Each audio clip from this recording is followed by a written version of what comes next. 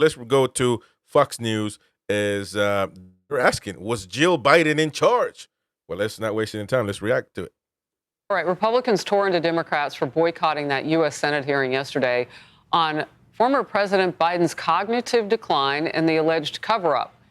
Senator, you were in the room. Let's first take a look at this. Not a single Democrat is here today because not a single one of them gives a damn about the fact that they lied to the American people for 4 years. We need to know who was in charge during the last months of the Biden administration. Was it his wife, his chief of staff, nameless others? Did Joe Biden actually assent to the use of the auto pen and all? You think of all the people he pardoned, he granted clemency to, murderers, drug dealers, child rapists. Yeah. Let's find out. Did he actually authorize it? This de facto boycott is not just a refusal to participate.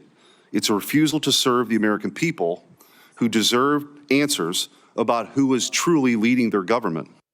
Former White House Press Secretary Sean Spicer was a witness at that hearing, and he wrote this opinion piece titled, "I was Trump's press secretary. Any White House official worth their salt would see Biden's decline." Okay, so you started the day, I think Senator Durbin was there. Welch actually stuck around for a little while. Talk to me about this absence and what you think it means. Yeah, so I actually co-chaired the committee. I'm the chairman of the subcommittee on the Constitution and the Judiciary Committee. So we called the hearing along with the Senator Cornyn.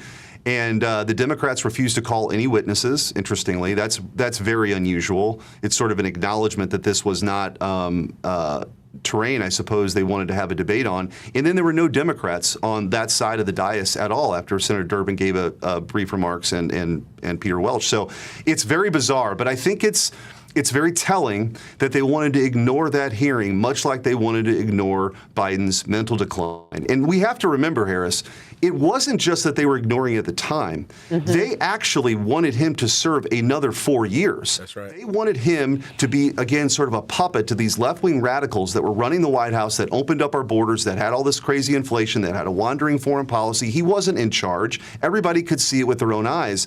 And so they wanted him to have another 4 years until, of course, the debate. They couldn't run from it anymore. Then they installed Kamala Harris, and we know what happened after that. President Trump won, thank God. But it's just, we can't let this happen again. The American people, I can't tell you, Harris, you spent some time in Missouri. How many Missourians have come up to me over the last few years and said, who was actually running the country? Yeah. Like, it's a reasonable question. And that is kind of important in our constitutional order because it's the only person that's elected by the entire country. And when that person signs a treaty or a law or a pardon or a commutation, like, that carries the weight of the American people. That's how we've set up our government. So when you have someone who gets lost going to the bathroom or can't string sentences together, it's a real problem and it can't ever happen again. Yeah, and I understand why the president is focused on the auto pen, just from the way that you laid it out. By the way, Missouri, the show me state, they want to see the facts.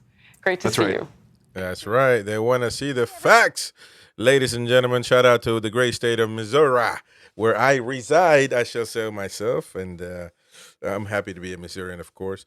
But I'm a country boy. I'm a Hispanic country boy. It's kind of a weird mix, isn't it? My accent is like, it could be Hispanic, country. It's all over the place. But we are, look at that, sleepy Joe Biden. I mean, come on, man. It was a cover up. There's no ways to go around it. It was a cover up, and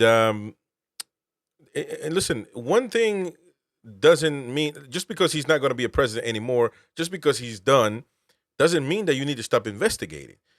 This was a cover up of the magnitudes that I have never. I'm only 31, but I've never seen or heard of anything like this. I like history a lot. And I've talked about, haven't talked about, but I've studied, and gather information about, the Watergate, and that was scandalous. But this is very, very, it's historical. It's scandalous. It was kind of, it's still in the same level as probably the cover up with the Watergate. I understand you can correlate it, but nobody talks about it as that. The Bill Clinton is the one I wanted to bring up. The Bill Clinton scandal was pretty big, and the Democrats never bring it up anymore. They didn't talk about it as much at the time. They did, but then they went away. But about the Biden cover-up, nobody talks about it anymore, other than the conservative media. Everybody else is pretty much quiet on this situation, and I think there needs to be an investigation. Who signed those pardons? Who signed everything that the auto pen and all that stuff? We need to investigate this situation. It can't just be left and say, "Oh well, he's not president anymore. It's no big deal." He was running for president, and they weren't going to bring this all up. Jake Tapper wasn't going to write a book about Biden if Biden was a president. If he turned out to beat Donald Trump, which was pretty much impossible. I mean, I'm kind of a lost of words there. It's pretty much impossible for him to be able to do that. But still, there was a possibility that could have happened. And where would we be at today if Biden was president like this with cancer? And sorry that he has cancer, but he knew as well what was happening, and he let it go. But most importantly, his wife and everybody else under him, his son, and everybody there, they just wanted power. That's all they wanted.